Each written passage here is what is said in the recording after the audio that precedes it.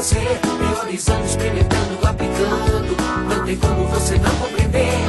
Velocidade, astronomia, relatividade, quantidade, energia, eletricidade, medidas, tamanhos, imagens e sons, em todas as cores, em todos os tons. Deciframos o universo dia a Z, isso tudo feito pra você, a física e o cotidiano.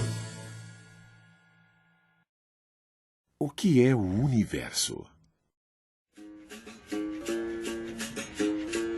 Tempo e espaço, movimento e energia, força e gravidade.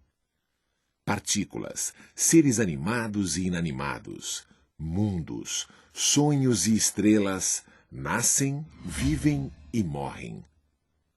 Mas afinal, qual a real compreensão que nós temos do universo? Os primeiros ensinamentos vieram do céu, revelando a vida.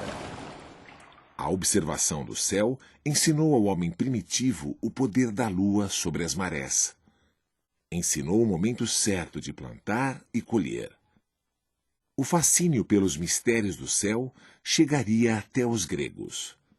Especialistas em geometria consideravam a circunferência um símbolo da perfeição. No princípio, os gregos imaginavam que as estrelas, os planetas e a lua se moviam em círculos divinos, livres de qualquer ação.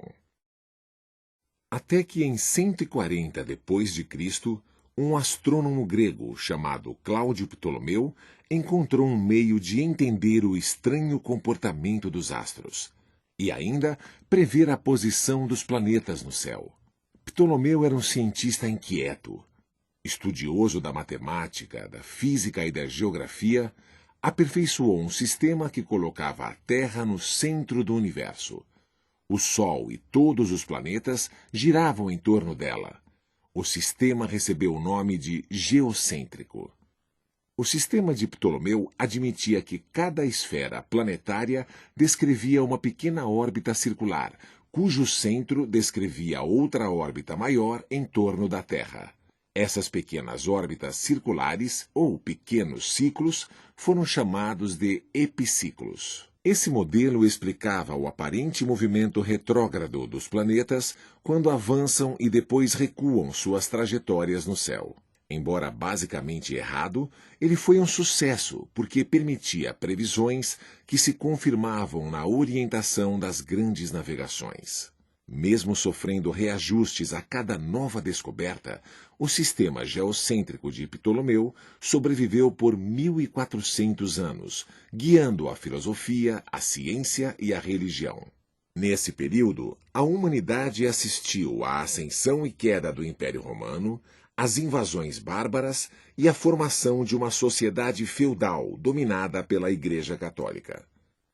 Até que no século XVI, em pleno renascimento cultural na Europa, as ideias de um padre nascido na Polônia iriam revolucionar a astronomia e incomodar a própria Igreja Católica.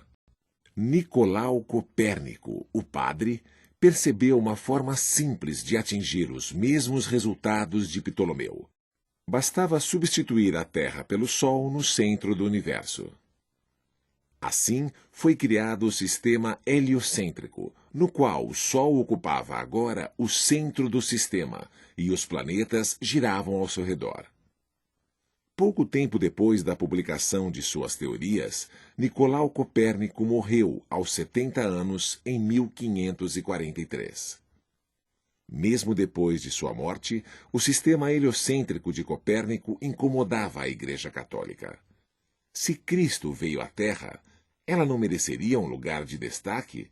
Não seria especial? Por que a Terra teria que se humilhar ao Sol, como um escravo ao rei? A sabedoria e o poder da Igreja precisavam ser preservados, e aqueles que se colocassem contra ela seriam severamente punidos. Foi nessa época que viveu o filósofo e frade dominicano italiano Giordano Bruno. Ele avançou o pensamento de Copérnico, acreditando em um universo sem limites, infinito, em que a Terra girava em torno do Sol e as estrelas eram centros de outros sistemas planetários. acabou queimado vivo em Roma em 1600. Pouco tempo depois, um jovem italiano estudante de medicina na Universidade de Pisa descobria a física e a matemática. Era Galileu Galilei. Intrigado com instrumentos ópticos utilizados como microscópios e lunetas inventados na Holanda, Galileu estudou e melhorou tais dispositivos, construindo seus próprios telescópios para observar os astros. Descobriu as 4 luas de Júpiter, os anéis de Saturno, as manchas solares, as crateras e montanhas da Lua. Percebeu que o sistema heliocêntrico estava correto e concluiu que os corpos celestes não eram tão perfeitos e divinos como a Igreja afirmava. Julgado pelos tribunais da Inquisição, Galileu renegou suas ideias a respeito do movimento da Terra e acabou escapando da morte. Condenado à prisão perpétua, ao deixar o tribunal, afirmou "Eppur si muove", que em latim significa "e contudo ela se move". Na mesma época, na Alemanha, o matemático Johannes Kepler tem acesso às anotações do astrônomo dinamarquês Tycho Brahe. Surgem então as 3 leis que regem o movimento dos planetas e de outros corpos celestes. Já no final do século XVII, na Inglaterra, Isaac Newton reúne em uma só lei matemática as descobertas de Kepler e Galileu e enuncia a lei da gravitação universal. Era a fórmula para o entendimento do cosmo, que deixava de ser puro e divino e ganhava a dimensão das coisas terrenas, naturais, uma extensão da própria Terra. Segundo Newton, as partículas sempre se atraem com uma força que depende diretamente do produto das massas e inversamente do quadrado da distância que as separa. Ou seja, quanto maior a massa dos objetos e mais perto estiverem, maior a força entre eles. Essa atração garante estabilidade e evolução ao universo, sendo a força gravitacional a causa da movimentação dos planetas. Mas não seria apenas isso, concluiu o cientista Albert Einstein já na primeira parte do século XX. Ganhador do Prêmio Nobel de Física e pai de uma das maiores construções intelectuais da humanidade, Einstein destacou uma nova causa para o movimento dos planetas: a deformação do próprio espaço-tempo.